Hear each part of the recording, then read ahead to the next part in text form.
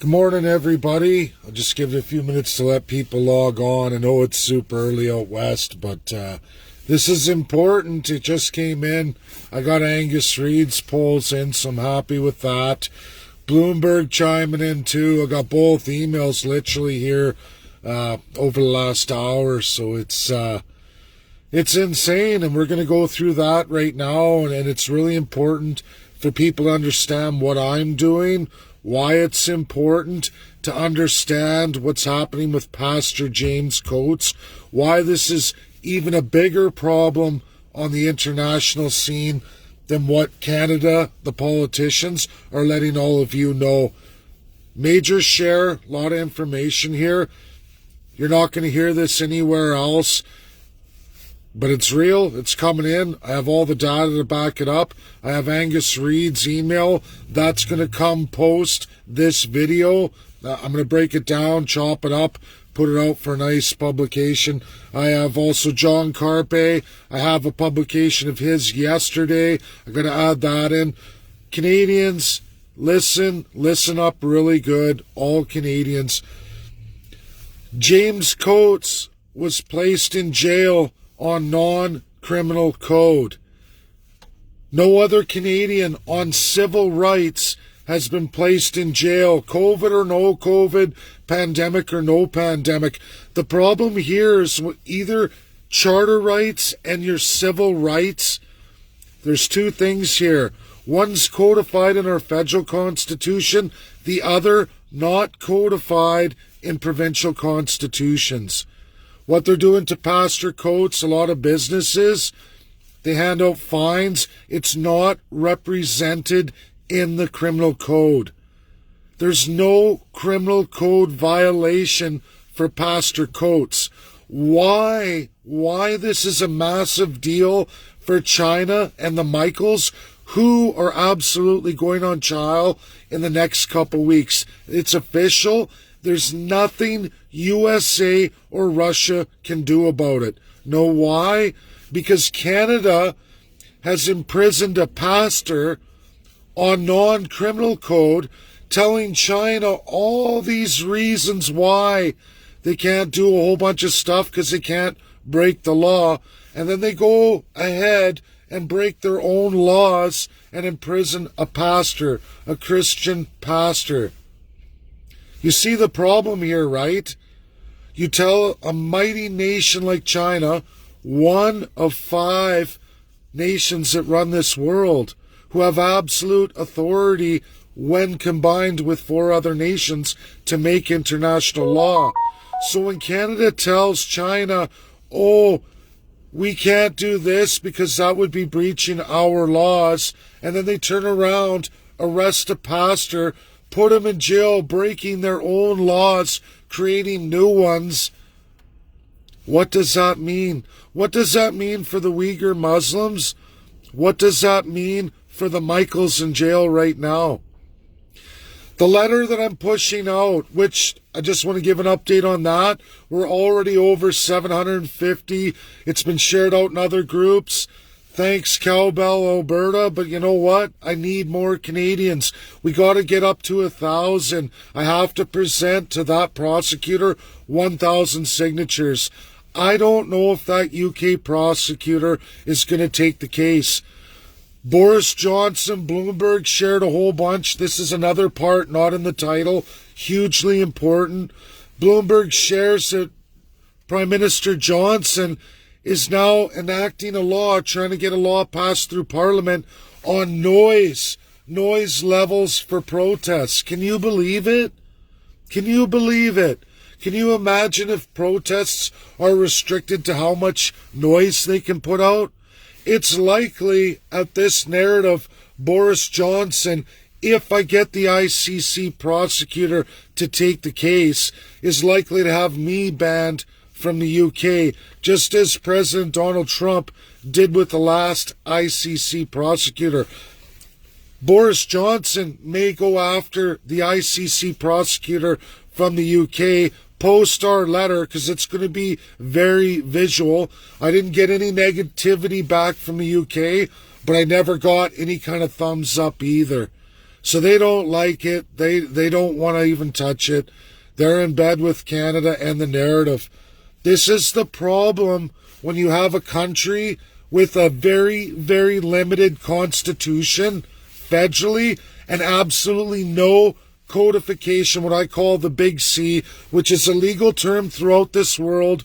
Most nations in the world today know what the Big C is. They also know little c. We absolutely run on a little c here in Canada. Very, very limited Big C.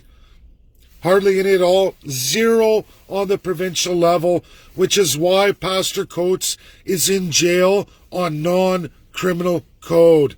An absolute travesty. It's not about whether you believe in Pastor Coates' religion. It's the fact that that's his religion. It's his right to practice. He wasn't traveling like all the politicians. He wasn't bringing in massive immigration from variant countries like Hong Kong through the UK. Upwards of 200,000 came into Canada, as well as massive international travel from predominantly the UK and other Commonwealth countries at the height of COVID, going through 2 of what they called restriction times. They said freedom of movement. Your government said that's perfectly fine. Who cares that the rest of the world said restrict freedom of movement? Your politicians said, we don't care. We're going to make that right something way up here. We're going to allow as many as we can during the pandemic, ruled worldwide by the binding 5. They said it was a pandemic. How many Canadians died because of absolutely Justin Trudeau, Aaron O'Toole, in the province, Jason Kenney under his immigration portion, and Rachel Notley, official opposition. Realize Aaron O'Toole, Rachel Notley, federal, provincial, had a duty to all Canadians, let alone Albertans.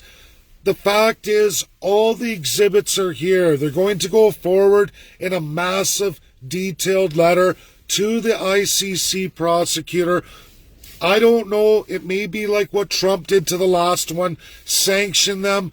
Boris Johnson has the power as a UNSC 1 of 5 to absolutely do that. They have tremendous powers no other nations have, those 5 countries. I don't know, wait and see, but you know what, some pretty great minds, Angus, Reid, Bloomberg, whether people like that or not, there's a great bunch in Bloomberg, helping me with economics, getting narratives out, sharing information. There's all kinds in law, as I've set up this class here for anyone to attend tomorrow with 2 of Canada's best, world bests, 2 of them. You can't miss it. This is the education people need to know. Videos like this, real news. The Michaels are going to go on trial, and because of Canada's actions, just in the last several months, there's nothing anybody can do. Because in one hand, you criticize China for this. In the other hand, you do the exact same thing. With no legal construct or any basis of law. Why are no business owners in jail? Why were some fined and then others turned over, ruled, oh, we're going to throw it in the garbage? Why is it whenever you go to a different province, federal Charter of Rights and Freedoms are doing this?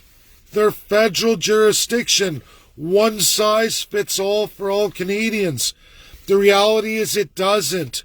We are in a colonial system. First class, second class, third class. Different rules, different strokes for different folks. An absolute illegal system in the world today. We are no better than China. Canadians, this isn't about whether you believe in Pastor Coates' version of religion or not, or you don't believe in religion at all. It's the fact that if they can do this with that charter right and freedom, and apply criminal code when it's not in the criminal code, or even charged on criminal code, and you're going to administer penalties of the criminal code, yet there is none and no charges. What else can they do? What else can they imprison you for with absolutely no basis of rule of law in Canada or in this world today? That's what we're doing here. Get your name on it. You're not supporting that particular religion or any religion at all. You're just saying you want to see rule of law. You want to see the Constitution respected. Because I promise you, it doesn't matter what right and freedom you hold dear. Especially the civil rights you hold dear. 2/3 of the rights and freedoms promised under Section 92 of the Canadian Constitution for all the provinces are not codified at all, meaning elected autocrats, provincial premiers, can take them away any time they want or impose all kinds of penalty upon those or licensing or fees to make sure you don't have them. Shouldn't we, the people, have rules on how these politicians, once elected, are to govern you? How does it feel right now, Alberta, watching Premier Jason Kenney go through his platform saying, oh, I made this promise, but the way he rolls it out, for example, we're going through recall legislation. Is Jason Kenney going to get recalled? No, he's not. It's an absolute lie. The rules they're going to manufacture for recall are unattainable. Unattainable. That's the reality. And the reality is the Premier, the leader, registered with Elections Alberta, as it is for every other province, has zero rules of governance. They decide. They can scrap that recall. They could look, even if you did win your petition, the Premier can at the end of the day say, no, I'm not going to accept it. He has absolute Crown authority. Absolutely. And you can go to Lieutenant Governor, but there is no third party on that. The third party is absolutely Prime Minister of Canada, as is Governor General. We are worse than the Russian system of civil law. Way worse. That's the truth. People don't want to hear these things, but I implore you all to join the CCP, Canadian Constitutionalist Party, and you will learn from the absolute best in the world on what is and what isn't. And you can compare all kinds of laws, but absolutely it comes down to what's in the Canadian Constitution and what's in international law for all UN states. Regions, which we are provinces and we have territories, are absolutely left out. Very limited fixes. They're there, but they're very limited. Very limited. We need the binding 5. Please get this shared out. The Michaels are going to go on trial, and there is nothing anybody can do about it, whether one may lose their life, may even be found guilty and punished by death. That's reality. And I promise you, nothing anyone can do about it. And why? Because Canada does the same bloody thing. Look at Pastor Coates. Where is the rule of law? On freedom of movement, where was the international rule of law versus Canada's domestic? In a world voted forward pandemic, they said they restricted all of you, but they sure didn't restrict those politicians, did they? They practiced freedom of movement, 6.7 million international travels through Canada during the entire pandemic. Sure, Trudeau's all of a sudden, oops, I got caught. Now he's panicking. Oh, no, we're going to restrict all that. We're imposing all this. You killed a lot of Canadians, sir. You killed a lot of Canadians. If we're going to call this a pandemic and you're going to say it was worth all the lockdowns, you certainly didn't lock down freedom of movement internationally. You brought all the variants. Aaron O'Toole clapped and said, yep, that's our policy too. I'm official opposition. I won't say a word, because it benefits my party too. It fills my back pocket. As it did Jason Kenney, Premier of Alberta, when he was Immigration Minister and is a lifetime Privy Council member. Swore an oath to the Crown, which is absolutely sworn to Prime Minister. Should a man like that ever be Premier of a province, let alone with the pure autocracy, with uncodified provincial constitutions, none in existence anywhere in this country, the only country of all the democracies that runs that way? Let alone a Senate appointed by absolute autocracy, first-class citizen, friend of the Premier, or famous Canadian. Boy, that screams merit. That screams you're going to get the best of the best for the people. You're going to get a bunch of rich, lazy babies, maybe not even people who are even from this country or could give two shits about this country because they swear an oath to a foreign country. We don't even have the law of sovereignty in Canada. Not one bit. What does that tell you? Pathetic. This country needs rework, and that's what we're going to do. Share, share, share. Get it out there. I know it's super early, but it's got to go.